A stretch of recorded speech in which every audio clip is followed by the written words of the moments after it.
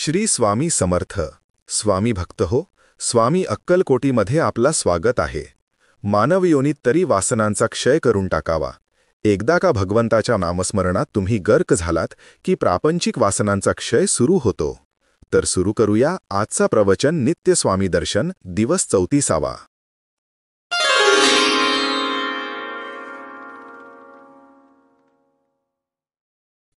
तो अनुभवशून्य पंडित जागेवर बसून पहिला घास खाणार इतक्यात स्वामींनी त्याला प्रश्न विचारला की, अरे, तुझे आई वडील कुठे असतात?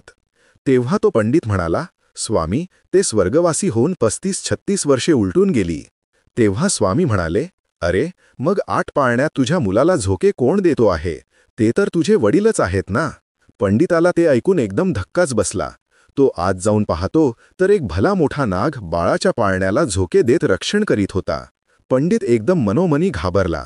तेव्हा स्वामी म्हणाले, अरे, तुझ्या वडिलांच्या प्रापंचिक वासना संपलेल्या नाहीत, म्हणून ते सर्पयोनीत गेले आणि ह्या क्षणी आपल्या नातवाचे रक्षण करीत बसले आहेत. एक लक्षात ठेव, वासना संपल्याशिवाय सद्गती प्राप्त होत नाही. इतक्यात काय झाले तर तो नाग आतून बाहेर आला आणि स्वामींच्या चरणांना वेटोळे घालून बसला.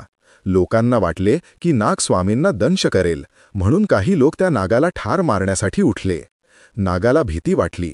त्यांनी नागावर काठी उगारण्याच्या अगोदरच स्वामींनी नागाला आपल्या हातात घेतले आणि मोठ्या प्रेमाने म्हणू लागले की, तुझ्या प्रापंचिक वासना संपल्या का? हा बघ, तुझा मुलगा समोर बसला आहे.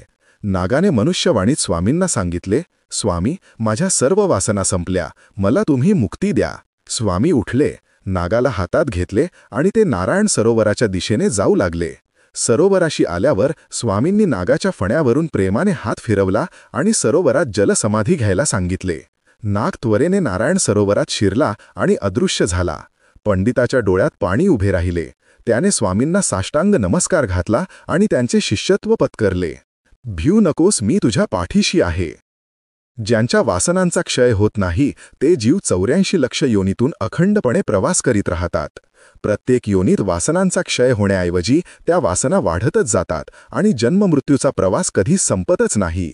ह्यावर उपाय काय? तर मानव योनीत तरी वासनांचा क्षय करून टाकावा. एकदा का भगवंताच्या नामस्मरणात तुम्ही गर्क झालात की प्रापंचिक वासनांचा क्षय सुरू होतो आणि मनातला प्रपंच पुसला गेला की भगवंताच्या नामस्मरणाला गती येते. ती येणे आवश्यक असते. त्यासाठी संत सहवासाची नित्य आराधना करावी आणि संतांच्या सहवासात राहण्याचा प्रयत्न करावा, कारण संत तुम्हाला भगवंत विचारात मग्न करून टाकतात. नागाच्या मुक्तीचा क्षण जवळ आला म्हणून तर स्वामींनी त्याला आपल्या हातात घेतले, त्याच्या फण्यावरून हात फिरवला आणि त्याला मुक्ती दिली.